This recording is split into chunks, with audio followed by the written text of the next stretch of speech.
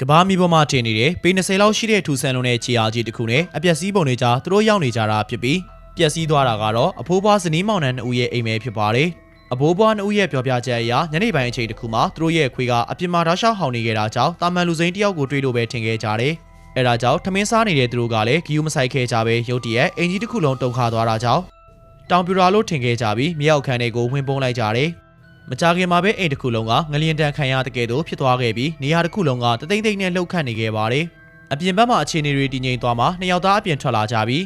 မျက်စိရှိမှမြင်တွေ့လိုက်ရတဲ့မြင်ကွင်းကြောင့်နှစ်ယောက်လုံးအံ့အားသင့်သွားခဲ့ကြရတယ်။သူတို့ရဲ့အိမ်ကအပျက်စီးပုံကြီးဖြစ်နေခဲ့ကတခုခုကသူတို့ရဲ့အိမ်ကိုအလဲတဲတဲကနေအပိုင်းပိုင်းဖြစ်အောင်ထိုးခွဲလိုက်တာပဲဖြစ်ပါတယ်။မြေကြီးပေါ်မှာအေယာမချီယာကြီးနှစ်ခုကကျန်နေခဲ့ပြီးအဖိုးဘွားဦးရဲ့ပြောပြချက်ကိုနားထောင်ပြီးတဲ့နောက်မှာတော့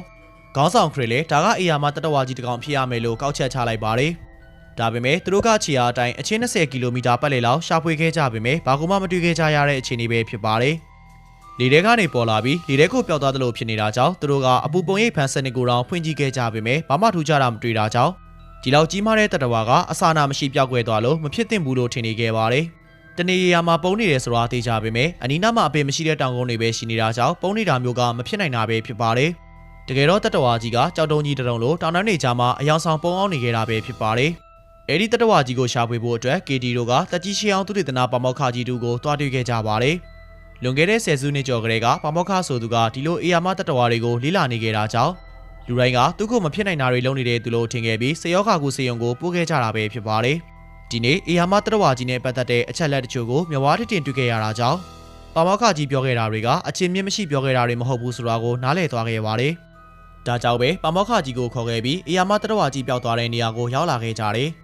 တဘာဝတရားနဲ့နှစ်ပေါင်းများစွာထိတွေ့ဆက်ဆံခဲ့တဲ့အတွေ့အကြုံတွေအရပါမောက္ခကြီးဒီနေရာကိုရောက်လာတာနဲ့မြေကြီးရဲ့အနံ့ကမူမမှန်တာကိုသိလိုက်ရပါတယ်။ပါမောက္ခကြီးကတခုခုကိုတွေးရှိသွားပုံရတာကို KD ကတွေ့လိုက်တာကြောင့်သူမလည်းအလင်းမြန်လိုက်သွားခဲ့ပါတယ်။ပါမောက္ခကြီးကလွန်ခဲ့တဲ့10စုနှစ်ကျော်ကသူကိုယ်တိုင်ခြံထားခဲ့တဲ့မြေပုံနဲ့နှိုင်းယှဉ်ကြည့်လိုက်တဲ့အခါမှာတော့ဒီနေရာကမြေမျက်နှာတွင်မြင်တွေအကုန်လုံးမှားနေတာကိုတွေ့လိုက်ရပါတယ်။ဘာကြောင့်ပြချက်မှမရှိပဲတောင်တလုံးပိုထွက်နေတာကြောင့်နှစ်ယောက်သားမြေပုံကိုအသေးစိတ်နှိုင်းယှဉ်ကြည့်ဖို့စူးစမ်းနေတော့မှာပဲ။သူတို့ရဲ့နောက်ကတောင်ကြီးကရုတ်တရက်မျက်လုံးကြီးတစ်လုံးကပွင့်လာခဲ့ပါတယ်။ KD ကလည်းတခုခုကိုခန်းစားလိုက်ရတာကြောင့်လှည့်ကြည့်လိုက်တဲ့အခါမှာတော့အေယာမမျက်လုံးကြီးတစ်လုံးကသူတို့ကိုစိုက်ကြည့်နေတာကိုတွေ့လိုက်ရပါတယ်။နှစ်ယောက်သားမျက်စိရှိမှမြင်နေရတာကိုမယုံနိုင်လောက်အောင်ရှိနေကြပြီးဘေးကတောင်ထိပ်ကသူတို့ရှေ့မှာပဲဖြည်းဖြည်းချင်းအေယာမတောင်တတဝါကြီးဖြစ်သွားခဲ့ပါတယ်။အဖွဲ့သားတွေလည်းချက်ချင်းပဲရဟတ်ရင်ပေါ်ကိုတက်ခဲ့ကြပြီးရဟတ်ရင်ကတောင်တတဝါကြီးရှေ့မှာဆိုရင်သူ့ရဲ့ခြေဘွားတစ်ဖက်လောက်အရွယ်စားပဲရှိတာဖြစ်ပါတယ်။တောင်တတဝါကြီးပေါ်လာတာကသက်ဆိုင်ရာတွေအတွက်အရေးပေါ်အခြေအနေဖြစ်ပြီးလူတိုင်းထူးဆန်းတဲ့အေယာမတတဝါကြီးကိုကြောက်လန့်နေခဲ့ကြပါတယ်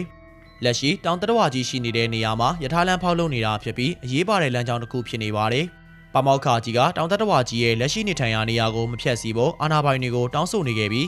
အခြားသက်ရှိတွေနဲ့ငြင်းညမ်းစွာအတူတကွနေထိုင်လို့ရတဲ့အကြောင်းပြောပြလိုက်ပါတယ်။ပါမောက္ခကြီးတောင်းဆိုတာကလက်တွေ့မှာအနေအများတဲ့အပြင်ရထားလမ်းကရလာမဲ့အကျိုးအမြတ်တွေအတွက်အရာရှိတွေကလုံးဝနာမထောင်ကြပဲတောင်တတဝါကြီးကိုဖျက်ဆီးဖို့စစ်တပ်ကိုစေလွှတ်ခဲ့ကြပါတယ်။မကြခင်မှာပဲစစ်တပ်ကအင်အားလုံးရင်နဲ့တောအုပ်ထဲမှာတိတိစိတ်ချောင်းမြောင်ရင်အေယာမတတဝါကြီးပေါ်လာတာကိုစောင့်နေခဲ့ကြပါတယ်။ဒါပေမဲ့သူတို့ဆူတောင်းကမပြေခဲ့ပဲညနက်ပိုင်းမှာတော့တတဝါကြီးကတော့တောအုပ်နာကိုရောက်လာခဲ့ပါတယ်။တောအုပ်ထဲကထွက်လာခန်းဒီမှာခြေလမ်းတွေကိုရပ်တန့်လိုက်တာကြောင့်အနေနဲ့အနက်ကိုရနေတဲ့တောင်တတဝါကြီးကလည်းခြေလမ်းတွေရပ်တန့်သွားခဲ့ပါတယ်။ပါမောက္ခကြီးကတော့တောင်တတဝါကြီးကသူတို့ရဲ့လူတွေအနံကိုရသွားခဲ့တာကြောင့်ခြေလမ်းတွေကိုရပ်တန့်သွားနိုင်တာဖြစ်တယ်လို့ခန့်မှန်းမိလိုက်ပါတယ်။အဲဒီချိန်မှာပဲခေါင်းဆောင်ကရုတ်တရက်တိုက်ခိုက်ဖို့အမိန့်ပေးလိုက်တာကြောင့်အမြောက်ကြီးတွေကတောင်တတဝါကြီးရဲ့ကိုယ်ပေါ်ကိုချရောက်လာခဲ့ပြီးပဲဖြစ်ပါတယ်။ဒါပေမဲ့ကြီးစံတွေကတောင်တတဝါကြီးကိုမဖျက်ဆီးနိုင်ရုံနဲ့မကပဲပိုပြီးဒေါသထွက်စေခဲ့တာကြောင့်ဒါကိုရိပ်မိတဲ့ခေါင်းဆောင်လည်းချက်ချင်းဆုတ်ခွာဖို့အမိန့်ပေးလိုက်ပါတယ်။ဒေါသထွက်နေတဲ့တောင်တတဝါကြီးကသူတို့နောက်ကိုလိုက်လာခဲ့ပြီးခေါင်းဆောင်ကအမြောက်နဲ့ကာကွယ်ဖို့အမိန့်ပေးရုံမှတပါအခြားလို့ဆရာမရှိတော့တဲ့အခြေအနေပဲဖြစ်ပါတယ်